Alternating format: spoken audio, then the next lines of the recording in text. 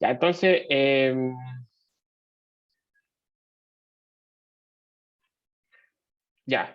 recordando así como rápidamente, lo que estamos haciendo es definimos esta noción de corriente, entonces, que se define a partir de densidad de carga y cuando esta de densidad de carga, entonces, tengo carga entonces en un medio cualquiera que tiene la capacidad de moverse con cierta velocidad v, entonces a partir de eso hicimos nuestra definición de densidad de corriente que se define para una distribución continua de carga ρ, si es que estas cargas tienen velocidad v, entonces esta es la definición que se tiene, que es la que está acá, y donde se conecta directamente con una cantidad ya quizás macroscópica que uno, esta en realidad también es una cantidad macroscópica, pero es un campo espacial, este es J. Entonces, siempre son como difíciles de medir. Muchas veces lo que uno sabe son cantidades más macro, en el sentido como como un promedio de algo, que esto es esencialmente lo que está definido acá, que es, nos dice que la corriente que pasa por este conductor, si volvemos al monito que estaba acá, entonces la corriente que pasa por este conductor sería la densidad de corriente, el flujo de la densidad de corriente sobre esa superficie.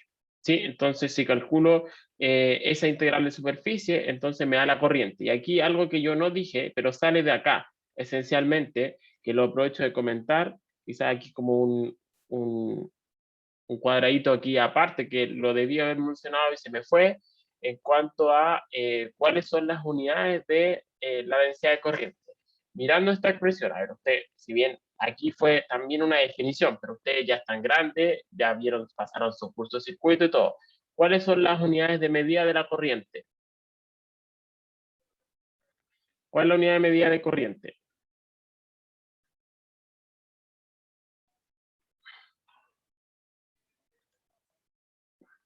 Ampere, ¿cierto?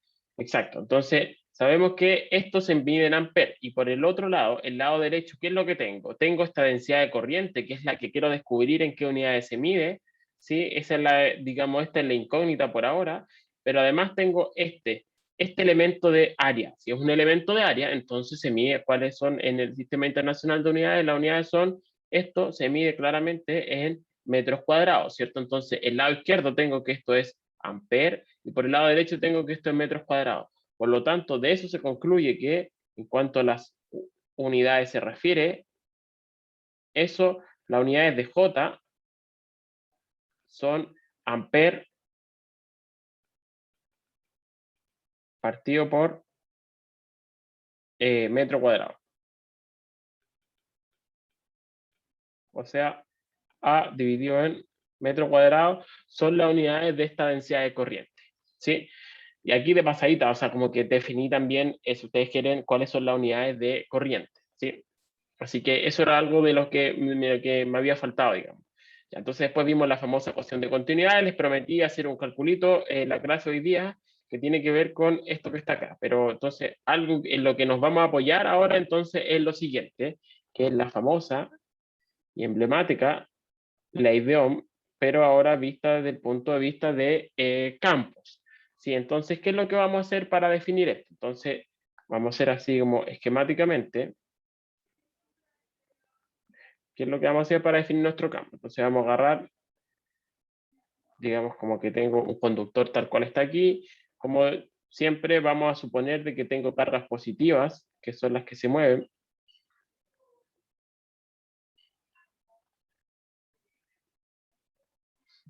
Qué ahorrar esa carga cuadrada.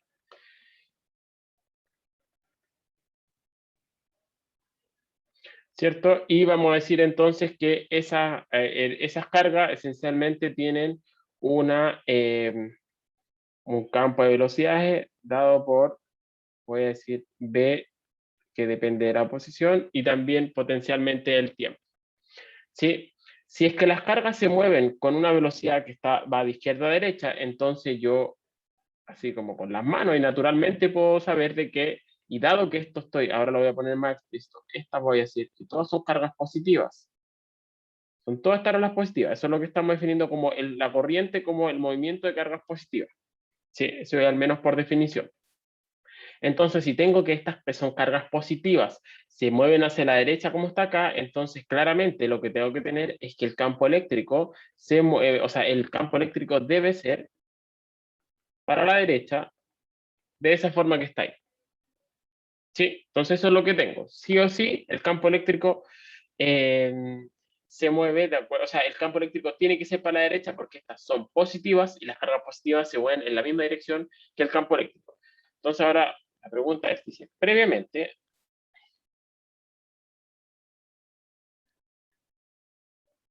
no, antes de hacer ese previamente.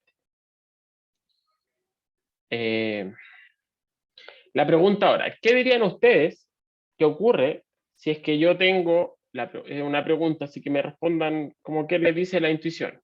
Si tengo estas cargas positivas que se mueven con velocidad v y estas están sujetas a un campo eléctrico E, ¿qué dirían ustedes respecto al movimiento de las cargas? Si este campo eléctrico va para la derecha y tiene, imagínense en un campo eléctrico, así para ponerlo fácil, que sea constante, ¿ya? En un caso constante.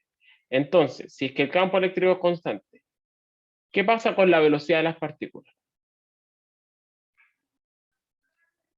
Aumenta, crece, si uno ocupa la ley de Newton, no sé, esas cosas así como esenciales de partículas. Si conozco el campo eléctrico, esencialmente conozco la fuerza, ¿cierto? Esa fuerza la conozco. Entonces, ¿qué pueden decir ustedes acerca de la velocidad? Así como con las manos. ¿Se les ocurre o no?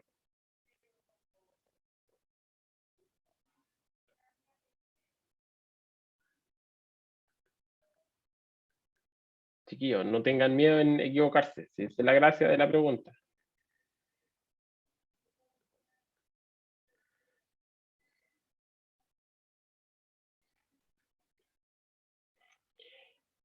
¿Nadie?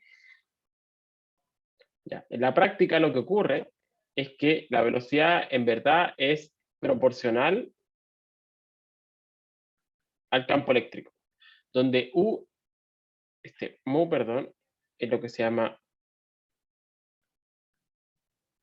movilidad, y esto entonces, eso es lo que ocurre en la práctica, y ahora les voy a comentar por qué esto, digamos, es a priori esto podría ser como raro. ¿En qué sentido es raro? En el siguiente sentido. En que esto lo que nos está diciendo es que la velocidad con la que se mueven las cargas es proporcional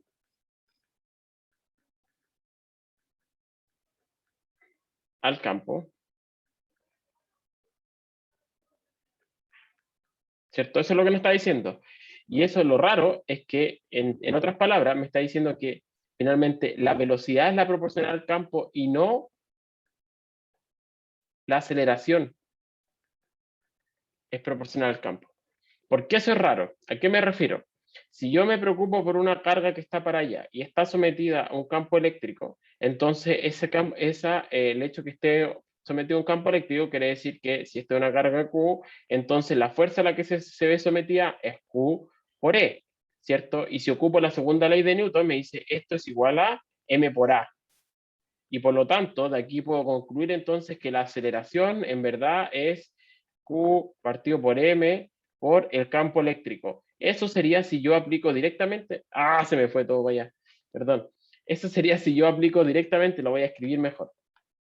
Si yo tengo una carga aquí que se mueve para allá, carga positiva, entonces esta es la carga Q, esta es la fuerza F que dijimos es Q por E, y eso por segunda ley de Newton es M por A, entonces eso implicaría que la aceleración no es más que Q partido por M por el campo eléctrico. O sea, de acuerdo a esto, a la segunda ley de Newton, esto en principio me dice, la verdad es que la aceleración es proporcional al campo eléctrico. Si el campo eléctrico fuera constante, la aceleración es constante y por lo tanto las cargas tenderían a acelerar, porque estoy encontrando que la aceleración es constante. ¿Sí? Para campos constantes, ley de Newton y todo esto me indicaría que la aceleración es constante, o sea, aceleración constante implica velocidades que aumentan. Mientras que en la práctica yo lo que le estoy diciendo es que en verdad eso es falso, eso no ocurre. Lo que ocurre es que para campos constantes, la velocidad es constante, no la aceleración es constante. ¿Sí? Entonces, hay algo ahí que está pasando. ¿A alguien se le ocurre, ahora, se le ocurre un poco mejor qué es lo que está pasando, ¿no? ¿Por qué es que la velocidad es constante y no la aceleración?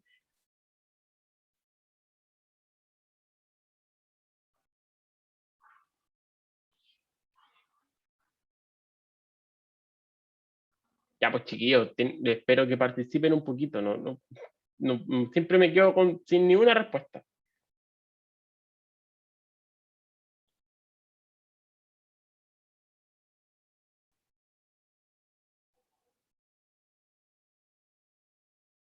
¿A nadie se le ocurre?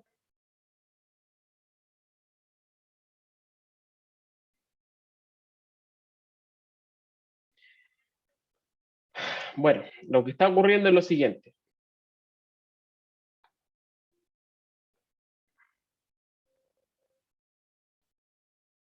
Si suponemos que ese es el conductor,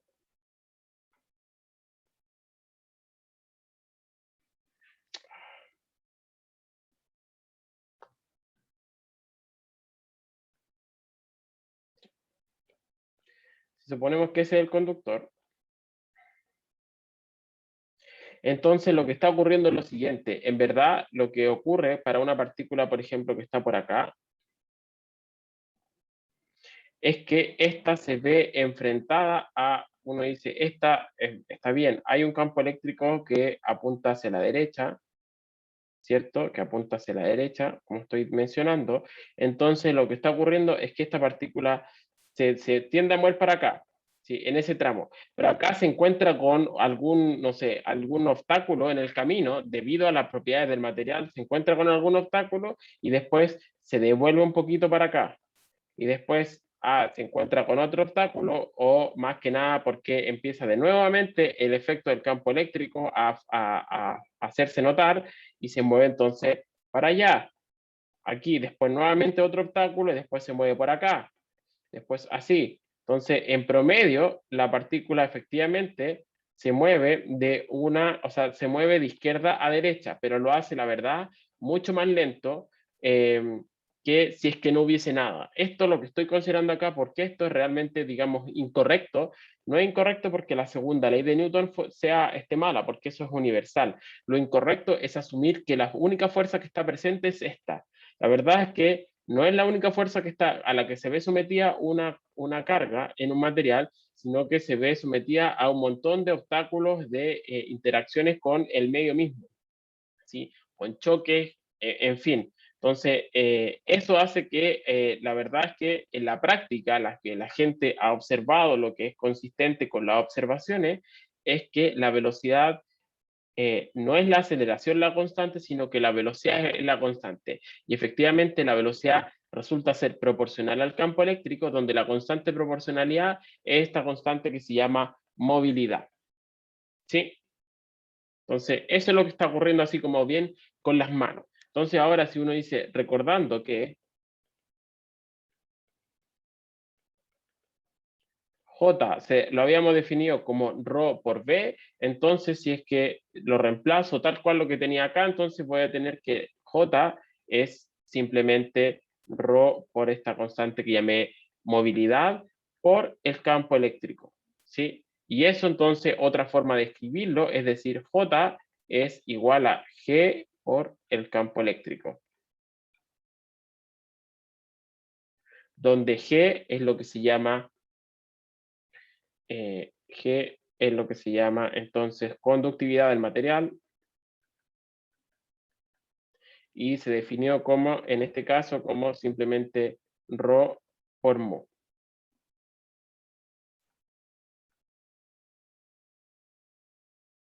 ¿Sí? Entonces, mientras mayor sea la movilidad, mayor va a ser la conductividad y mientras mayor sea la presencia de cargas como capaces de moverse, entonces eh, eh, entonces mayor también va a ser la conductividad. Esta es la famosa llamada ley de Ohm. Pero ley de Ohm obviamente escrita en términos de los campos. ¿Sí? ¿Alguna pregunta de esto, chiquillos o no?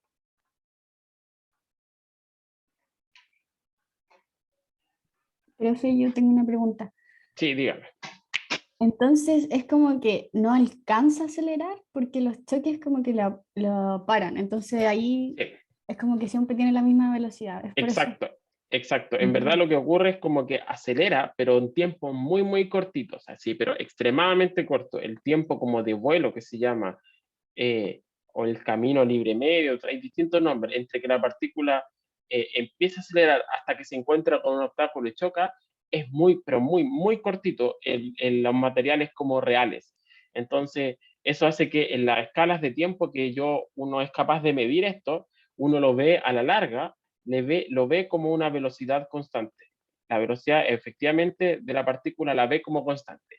Si pudiese medir muy precisamente en el tiempo, debiéramos ver que tiene estos saltos como que acelera, después acelera para el otro lado, así, así, y se pega esos saltos, esas fluctuaciones, ¿sí? Pero como las escalas de tiempo en las que uno está acostumbrado eh, son mucho más grandes que el intervalo que pasa entre que se movió de aquí para acá, entonces no alcanzo a distinguir eso, es como que lo filtro y por lo tanto veo solamente que en verdad la velocidad es una constante.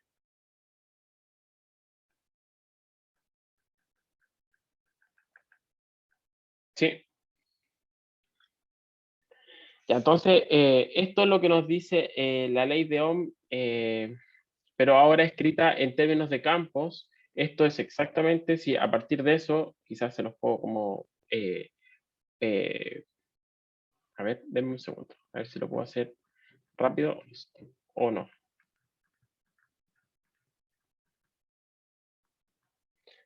A ver.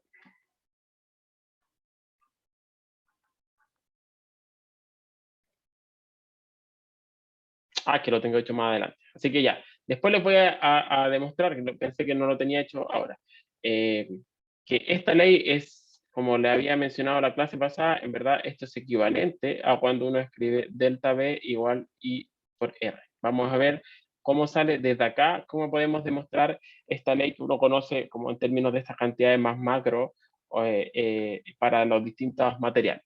¿Sí? Ya, entonces, una observación en cuanto a eso es que, una observación a lo que acabo de mostrar es que mu y por tanto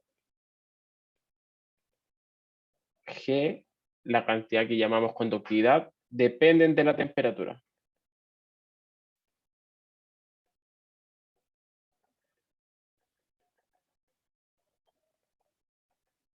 ¿Sí? Entonces, y ahora, ¿cuáles son las unidades de este G? Sería como observación número 1, observación número 2. ¿Cuáles son las unidades? Aquí lo que se define como unidad para la conductividad. Típicamente esto se define como Siemens partido por metro.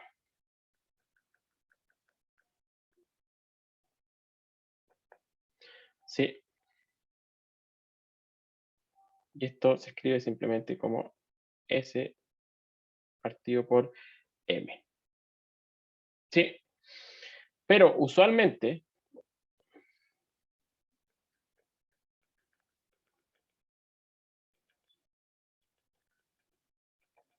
se define eta, que se define simplemente como 1 partido en G,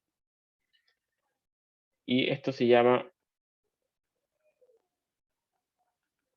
resistividad. Y esto, las unidades de esto es, fíjense que aquí estaba Siemens partido en metro. Cuando yo invierto esta cuestión me queda metro partido en Siemens, y eso, ese 1 partido en Siemens, se escribe como ohm por metro. Sí, esas son, digamos, definiciones. Sí, y ahora como para, digamos, caracterizar esto para distintas sustancias y como que aterrizar esto eh, a lo que estos parámetros que acabamos de definir, voy a hacer una pequeña tablita, así que para nada es exhaustiva, sino que es como para comentar un par de cosas nomás. Entonces aquí voy a hacer el material, aquí voy a poner cuánto vale el valor de la resistividad. como dije, se miden por metro. Y por último, voy a poner una cosa que parece ser rara, pero no, en verdad no lo es alfa. Y esto se mide en K a la menos 1. O en Kelvin a la menos 1. Entonces, aquí va a quedar claro por qué puse ese alfa, por qué hice lo que hice, ¿ya? Entonces, digamos, aquí, ¿qué pasa, por ejemplo, para el aluminio? Para el aluminio aquí es 2.8 por 10 a la menos 8. ¿Qué pasa para el cobre? El cobre es 1.7 por 10 a la menos 8. El oro es 2.4 por 10 a la menos 8. Y el silicio es 6.2 por, fíjense acá, 10 a la 2. ¿Sí? Y otra cosa que quiero poner acá, y aquí les voy a comentar a qué me refiero con esto, es 3.9, que es el alfa, por 10 a la menos 3. Este es el mismo, 3.9 por 10 a la menos 3, 3.4 por 10 a la menos 3, y este no tengo el valor, no se cumple esta cuestioncita que voy a poner acá, que es la siguiente. Como la observación que acabo de hacer, esta conductividad o resistividad dependen de la temperatura. En general, lo que se observa es esta relación que está acá.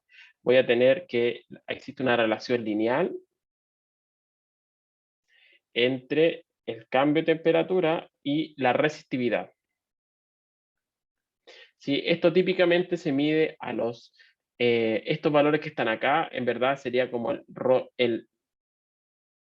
la resistividad en cero, quiere decir la resistividad medida del material cuando está a 20 grados. Entonces, ¿qué es lo que me dice esto? Cuando estoy a esta ecuacióncita que está acá, me dice, cuando la temperatura está a 20 grados, entonces la resistividad de estos materiales es esta que está acá.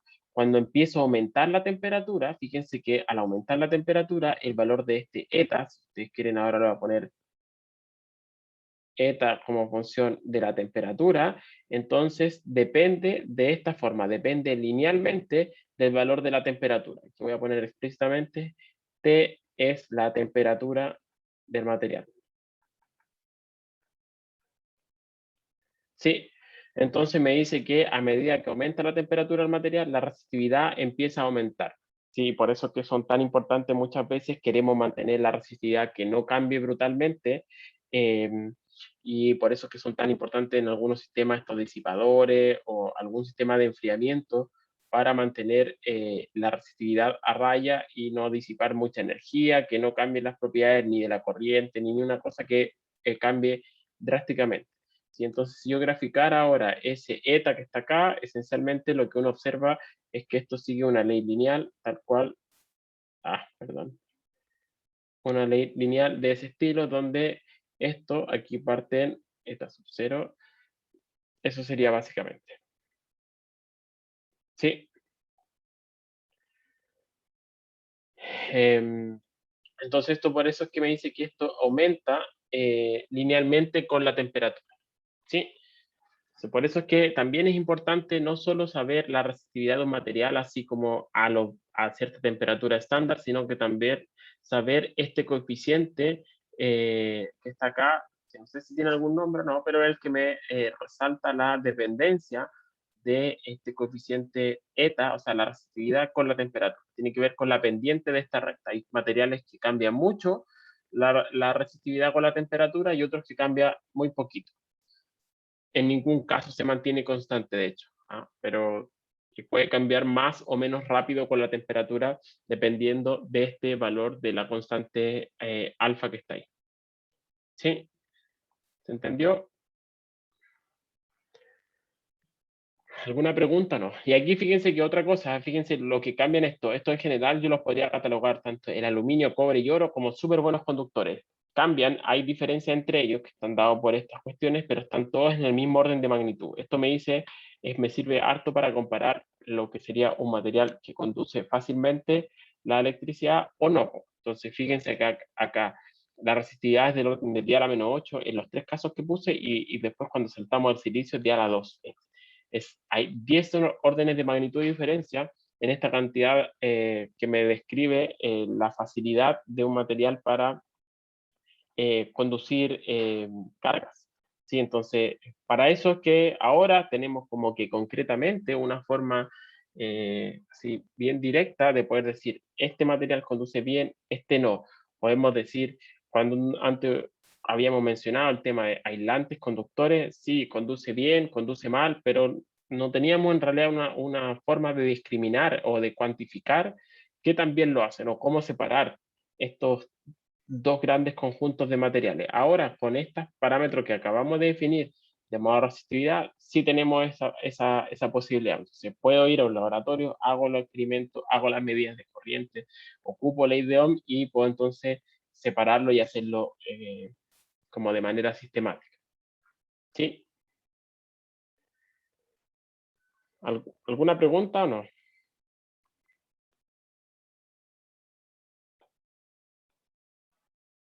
¿No? Ya, entonces ahora el cálculo que les había prometido, ¿cierto? Entonces,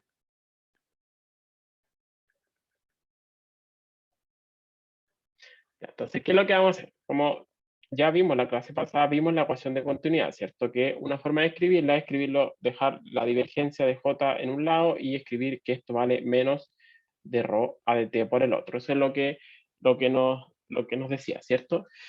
Por otro lado, nosotros acabamos de decir que existe esta famosa llamada ley de Ohm.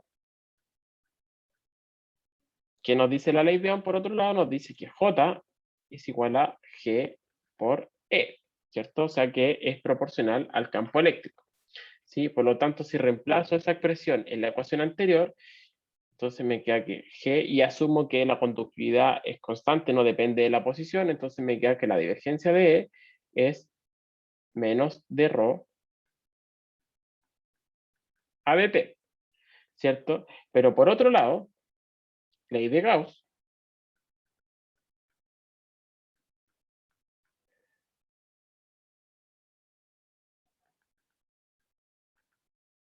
que para así recordarle, esto quiere decir equilibrio electrostático,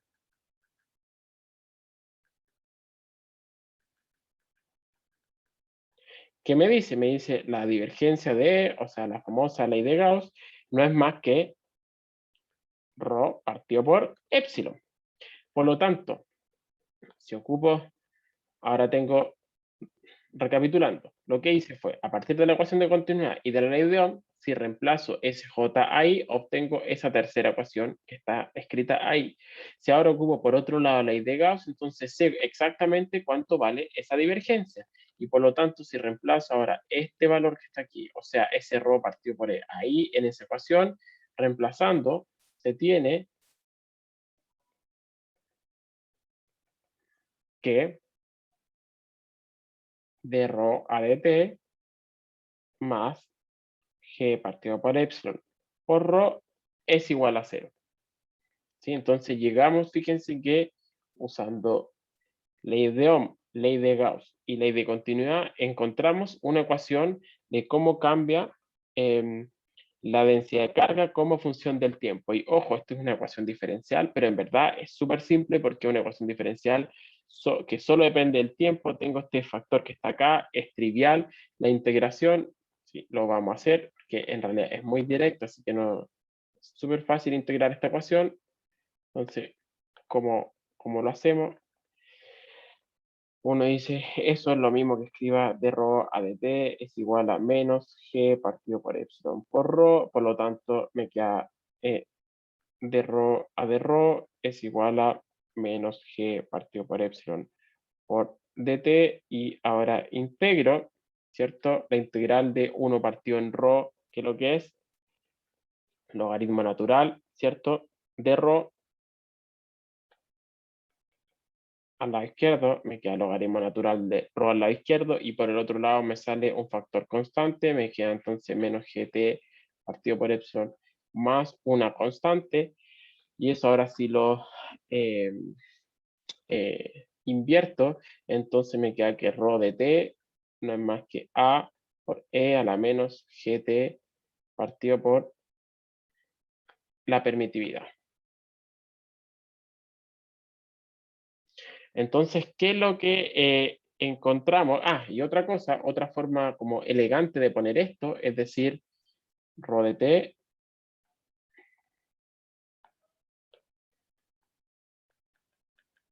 es a por e a la menos t partido por un tau sub 0, ¿sí? Donde ese tau sub 0 lo definimos como epsilon partido en g. ¿Sí? Lo que hice entonces fue agrupar ese que está acá, todo eso que está ahí, en un tiempo. Fíjense que esto es lo mismo que ponga, si ustedes quieren, para que no se pierdan, eso es lo mismo que poner a por e a la menos t partido por epsilon partido en g. ¿Sí? Entonces, claramente, si eso es tiempo, entonces todo esto también es un tiempo. Entonces, esto, ¿qué es lo que me está representando? Ese valor que está acá, este tau sub 0, como lo definí ahí, es un tiempo típico de decaimiento. Fíjense que esta ecuación que tenemos acá dice, la ecuación es el rho de t, tengo este término constante, y después tengo una ecuación exponencial que debido a este signo que está acá, me está diciendo que decae en el tiempo. Con qué velocidad, digamos, lo hace o con qué ritmo, tiene que ver con este valor de t sub 0, que me va a decir un tiempo característico en el que va a decaer. O sea, en otras palabras, me dice lo siguiente, si yo lo ahora veo gráficamente, en otras palabras, me quiere decir esto. Si es este, y esto es rho de t, esto me dice, esto en t igual 0, en t igual 0 parte en un valor a, ¿sí? Que podría haberle puesto directamente esto rho sub 0, si ustedes quieren, ¿ah? Es lo mismo. O si quieren, le voy a poner rho sub 0 igual a, y después, ¿qué es lo que hace? Esto empieza a decaer de esa forma. A ver si, denme un segundo, a ver si me queda más bonito así. Sí, empieza a decaer de esa forma, donde entonces uno puede aquí decir, ah, mira, la verdad es que cuando esto cae en 1 sobre e, entonces esto quiere decir que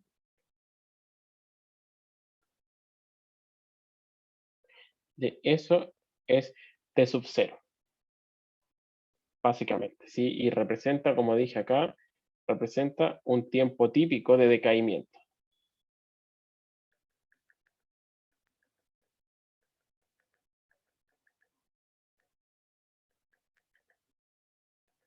O sea, ¿esto qué me está diciendo, chiquillo? Me dice, sin importar el valor de la conductividad o de la permitividad del medio, la densidad de carga con las suposiciones que estamos haciendo, que la cuestión clave aquí es que estamos diciendo que está en equilibrio electrostático. Esto, por supuesto, no va a ser cierto cuando empecemos a ver campos fluctuantes en el tiempo y en los cuales no están en equilibrio.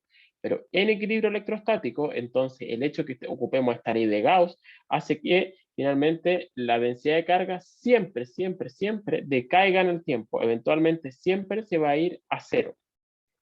¿Sí? Entonces, aquí para escribir y terminar como esta demostración, este tau sub 0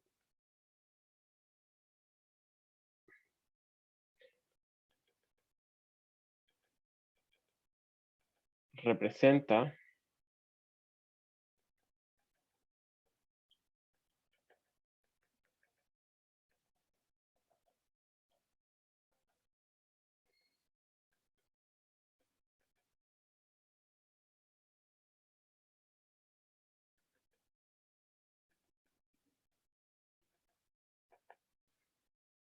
¿sí?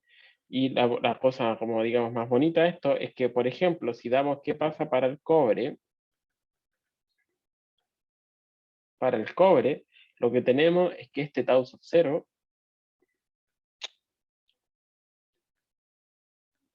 vale 1.53 por 10 a la menos 19 segundos.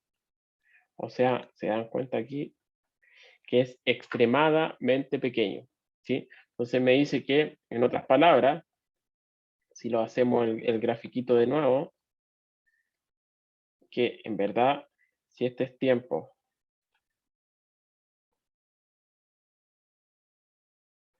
y esto es rho de t, el tiempo en el que esto va a caer así, en realidad, dice, si esto es rho sub 0, entonces el tiempo donde aquí, ese tiempo que está por ahí, es del orden de 10 a la menos 19, si esto está en segundos. Ah,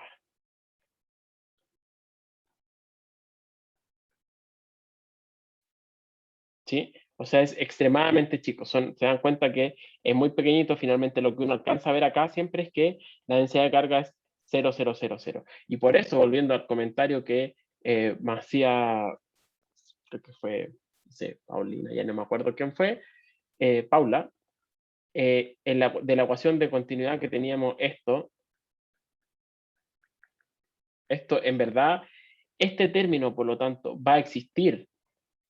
Este término va a existir solo en este pequeño intervalo de tiempo que es muy, pero muy pequeñito, que es del orden de 10 a las menos 19, menos 18 segundos. Es muy chiquitito. Por lo tanto, para efectos prácticos, lo que uno hace es que siempre este término lo desprecia. ¿Sí? Cuando estamos en equilibrio, eso es lo importante. Cuando estamos en equilibrio, puedo hacer eso. Si no está en equilibrio, entonces no puedo hacer esa suposición. ¿Sí? ¿Se entendió? Entonces, para que quede más claro, ¿de dónde salió este tau sub 0? Sale de acá. Recuerden que entonces el cobre tiene un epsilon dado, un g dado, entonces si pongo esos valores, aquí puedo calcular tiempos de relajación de distintos materiales. Pero en general, los materiales con los que uno trata, así como en el día a día, tienen tiempos de decaimiento que son muy, pero muy cortos. ¿Sí?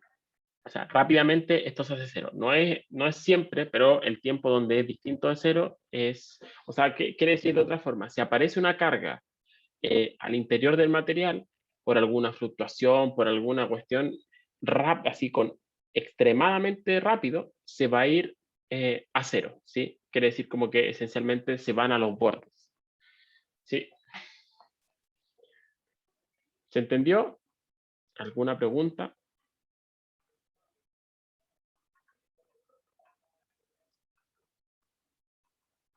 ¿No?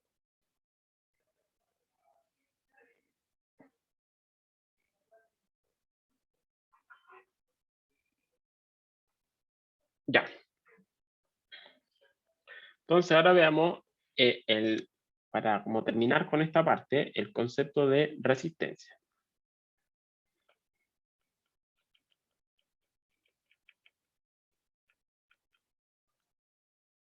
Entonces, ¿qué es lo que vamos a considerar? Vamos a considerar lo siguiente. Supongamos que tenemos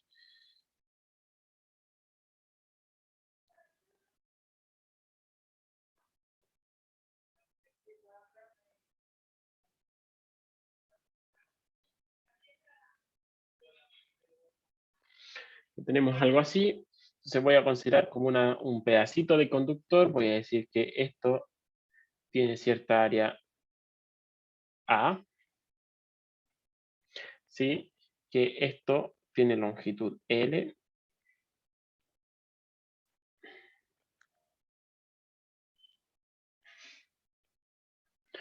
Y voy a decir que más. Ya, entonces, y voy a decir que aquí estoy poniendo un campo eléctrico que va en esa dirección.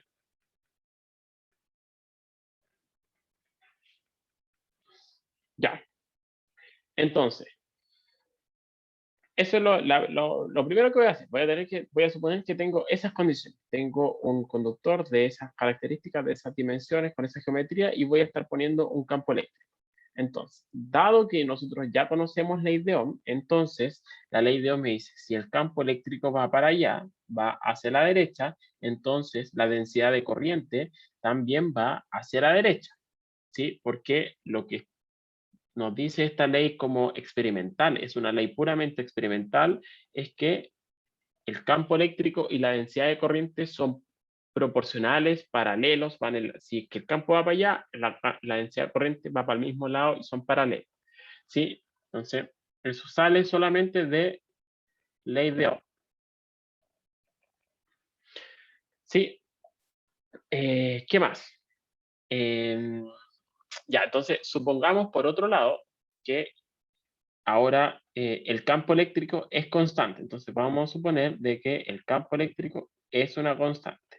Si el campo eléctrico es una constante, entonces lo que vamos a tener es que la densidad de corriente también va a ser una constante simplemente debido a la ley de Ohm, ¿cierto? Si esto es constante, entonces el lado izquierdo también es constante, ¿sí? Entonces, por un lado, a esta constante la voy a llamar E a secas para escribir menos flechita y todo, y a esta otra constante la voy a escribir como J nomás, J así a secas, ¿sí?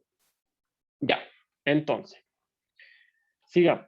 Si es que tengo un campo eléctrico que está por acá, entonces yo sé que cada vez que tengo un campo eléctrico, ese campo eléctrico se relaciona a través de esta expresión que está acá, ¿cierto? Nuestra definición de potencial electrostático quiere decir entonces, si existe campo eléctrico, quiere decir que existe una diferencia potencial entre estos dos puntos. Si en particular me pregunto, fíjense que estoy agarrando esta sección de conductor, entonces si estoy agarrando estos dos extremos del conductor, entonces el hecho de que esté este campo eléctrico quiere decir que voy a tener una diferencia potencial entonces entre esos dos extremos, ¿cierto? Como que uno lo denota normalmente, entonces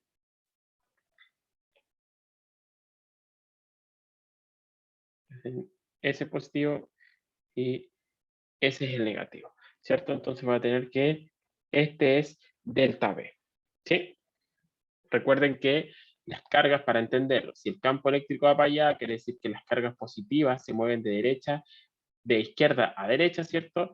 Y entonces tiene que ver con que este punto que está acá, este extremo que está acá, tiene un potencial más grande que el que está aquí por el lado derecho, y por eso es que puse que esta rayita era la positiva y esta era la rayita negativa, ¿sí? Porque el campo eléctrico es el que me determina entonces el signo de este delta B.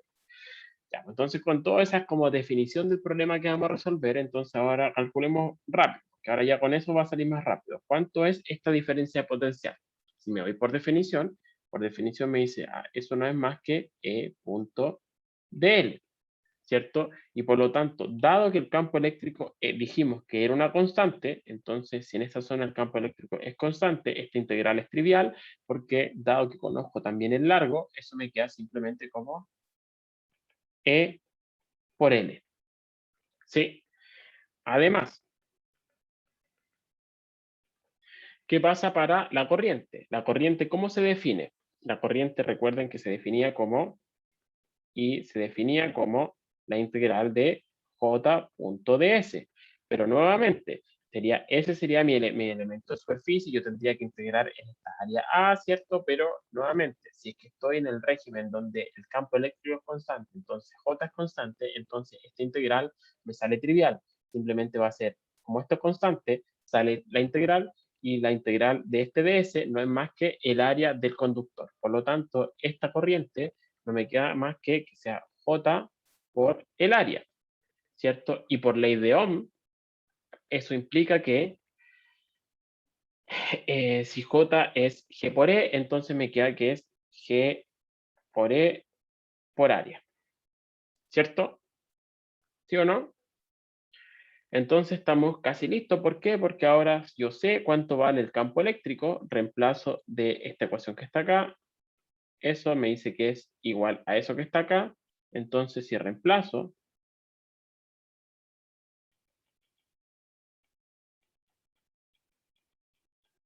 reemplazando, entonces me queda que la corriente en verdad es G por A por el campo eléctrico, pero el campo eléctrico entonces de lo anterior me queda que es delta B partido por L, y por lo tanto lo voy a reagrupar ahora, escribir de nuevo esa ecuación, me va a quedar que la corriente es GA partido en L por delta B.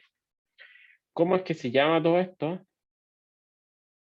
Eso que está aquí, yo lo defino como 1 partido por R. de tal forma que, o si ustedes quieren de otra forma, decir R lo defino como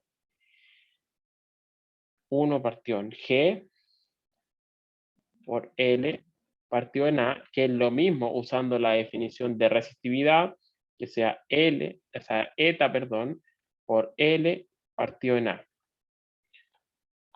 Entonces, esa sería nuestra definición entonces de que ustedes ya conocen en la resistencia y de donde entonces llegamos a que delta B es igual a I por R.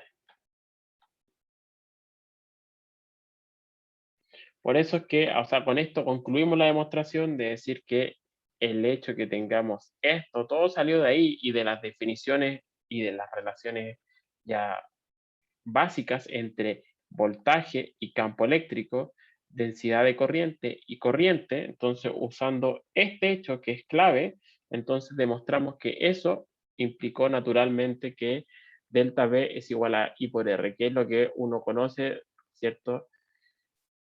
Siempre como que,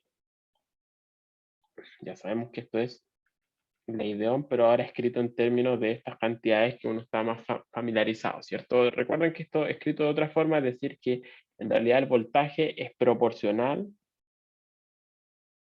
a la corriente. ¿Sí?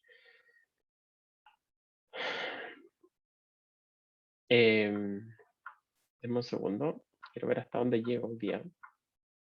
Ya. Otra cosa importante, chiquillos, acá es lo siguiente, esto me está diciendo al tiro, esto es para un conductor así como que súper idealizado, como lo hice acá yo, ¿cierto? Pero igual podemos sacar cuestiones importantes. Me dice la resistencia de un material, no de un material, de un objeto, depende de esta propiedad, que es la resistividad, o sea, depende de las propiedades del material del que está hecho. ¿Sí? Esto es una característica de un objeto, la resistencia, mientras que esto es la característica de un material, porque esto va a ser el Rho del cobre, perdón, el eta del cobre, el eta del aluminio, el eta del corcho, del vidrio, del plástico, de lo que sea. Estos son propiedades de los materiales, mientras que lo que está acá al lado izquierdo es una propiedad del objeto mismo, ¿sí? Porque, ¿en qué sentido es propiedad del objeto? Que depende aquí, como me dice acá, del largo del conductor y del área de la sección transversal que tiene. ¿Sí? Espérame, chiquillos, parece que se me va a apagar el computador.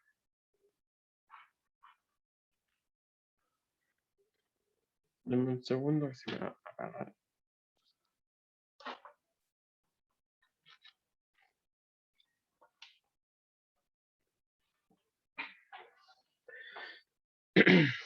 Sí, que reaccione porque hice algo con mi monitor igual.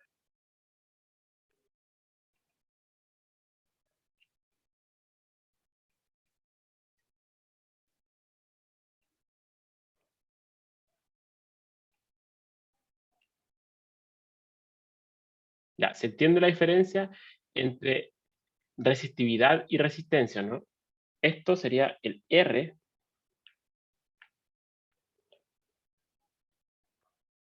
para que quede claro, se llama la resistencia de un objeto, ¿sí? Y eta es la resistividad de un material. Resistividad.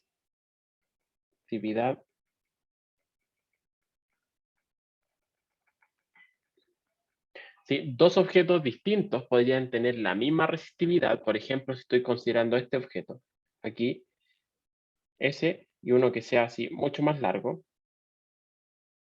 Estos dos objetos podrían ser los dos de cobre, ¿sí? Y entonces el eta de ese es el mismo que el eta de este otro. Ambos tienen la misma resistividad si están hechos del mismo material. Pero la resistencia de este, del de arriba, es más chica que la del de abajo. ¿Por qué? Porque fíjense que aquí me dice la resistencia es proporcional al largo. Y el de abajo, al ser más largo, entonces le presenta más resistencia a las cargas para poder avanzar. ¿Sí? Entonces, eso es una cosa importante que tienen que notar, digamos. ¿Sí? Ya, como última observación acerca de eso, es que es lo siguiente, que en cuanto a un comentario acerca de ley de Ohm. Otra forma de ver ley de Ohm es como un poquito más gráfica, que es lo siguiente. Ley de Ohm lo que me dice es que J es igual a G por el campo, ¿cierto? O sea, hay proporcionalidad entre campo eléctrico y densidad de corriente. En otras palabras, me dice, si es que yo grafico delta V por un lado y la corriente por el otro, me dice un objeto que se dice óhmico cumple con estas propiedades. O sea, como que la relación entre voltaje y corriente es realmente son proporcionales, una relación lineal, ¿sí? Pero eso no necesariamente es el caso. Esto sería entonces un material que se llaman óhmico.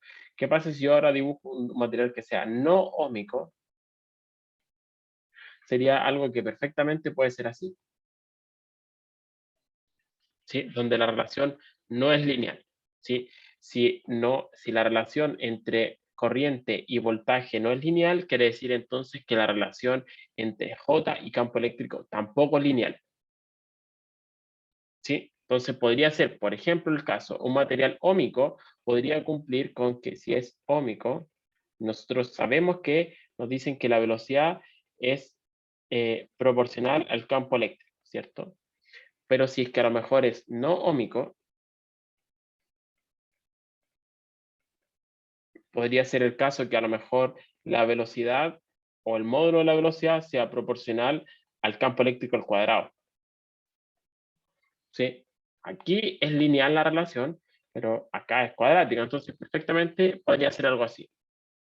Así que muchos materiales en la naturaleza cumplen con esta, ¿sí? Pero no necesariamente son todos, ¿sí? O a veces lo que uno tiene es que en algún rango parece ser lineal, pero después se empieza a despegar. Entonces aquí dice, en ese primer rango, sí, efectivamente es lineal, pero el despegue para voltaje o para campo eléctrico muy grande a lo mejor, entonces la relación ya deja de ser lineal, ¿sí? Entonces hay que tener como cuidado con eso. Normalmente uno trabaja eh, con materiales ómicos o para efectos de este curso, no sé, nunca he puesto un problema que no sea ómico, ¿ah?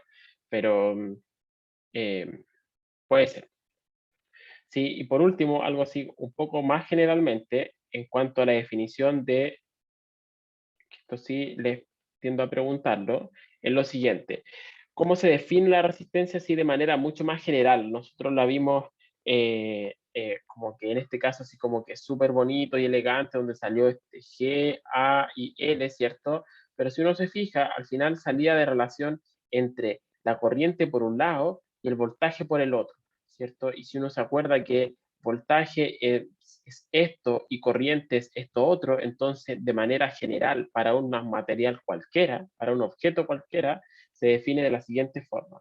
Es la integral de campo eléctrico punto dl dividido por la integral de j punto ds.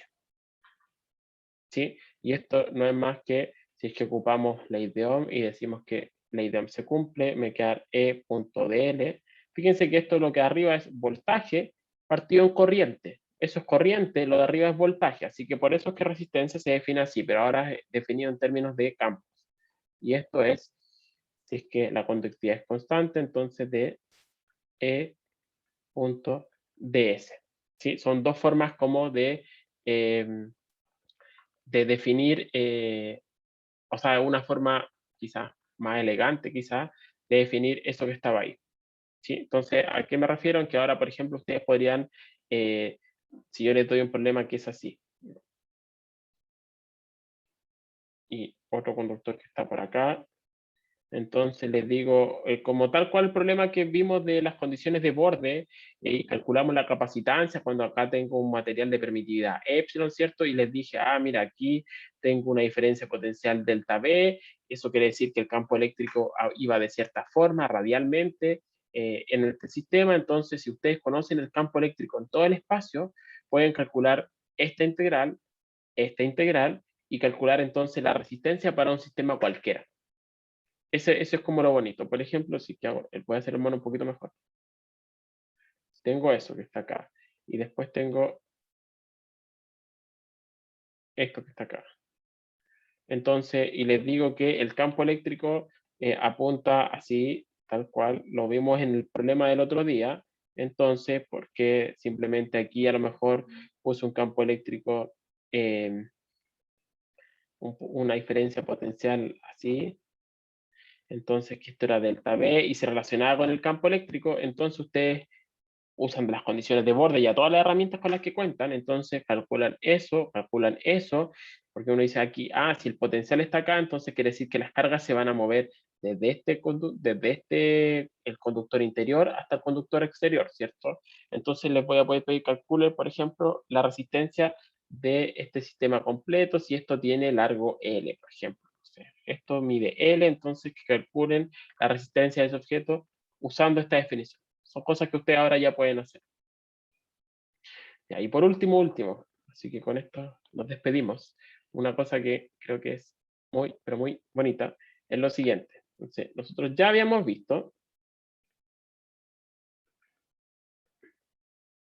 que, bueno, ¿cómo se definía la noción de capacitancia? Como carga partido por diferencia de voltaje, ¿cierto?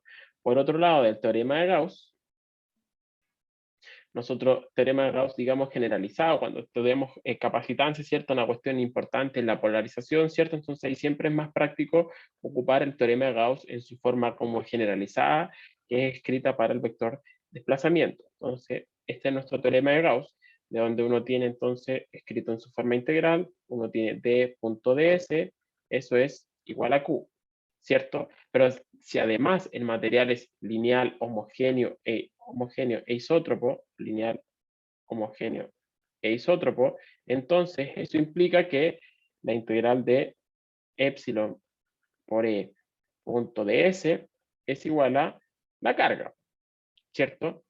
Además, aquí estoy jugando con la relación entre las cantidades, van a ver aquí vamos a llegar a algo súper bonito. Como lo definíamos, ya sabemos que la diferencia potencial se calcula como E punto dl, ¿cierto? Entonces, ocupando todo lo anterior, así queda que si quiero que la capacitancia es Q partido en delta B, entonces la capacitancia, otra forma de tenerla, es decir, tengo que Q es todo esto que está acá, pero si además asumo de que la permitividad del medio es constante, entonces la puedo sacar de la integral y me queda que es epsilon por la integral de E punto ds. Y por otro lado tengo que delta B, y delta B no es más que E punto dl, ¿cierto? Y por lo tanto, fíjense a qué cosa llegamos. Tengo que resistencia es la división. Olvídense por ahora de ese constante que está acá. La resistencia es la división entre la integral de E punto dl con la integral de E punto ds. La capacitancia, si me olvido de esta constante, es la división inversa entre E.ds y E.dl. ¿Sí? Entonces, si se fijan, usando la definición anterior, o sea, usando, si vamos a llamar a esta ecuación asterisco, o sea, estrellita, entonces usando estrellita, uno encuentra que R por C es igual a E partido en G. Y eso, epsilon partido en G, no es más que este tiempo de relajación que nosotros habíamos definido previamente.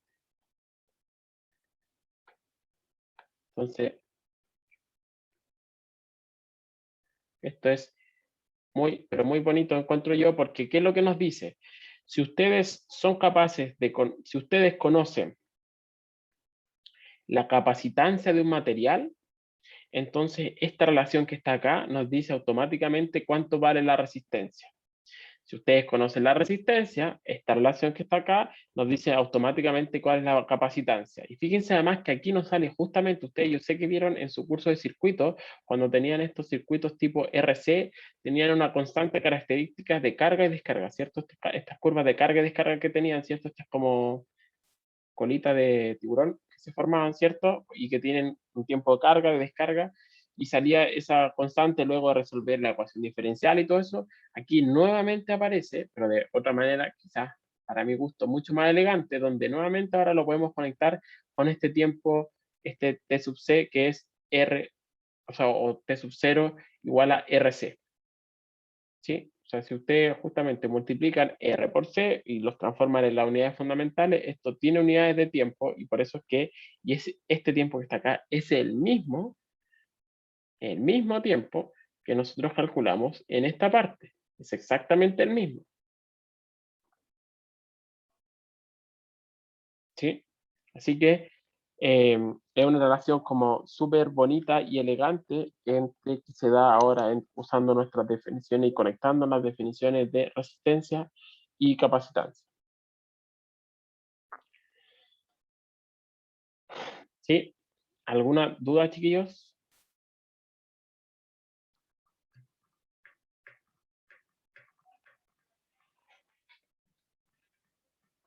Ya, maravilloso.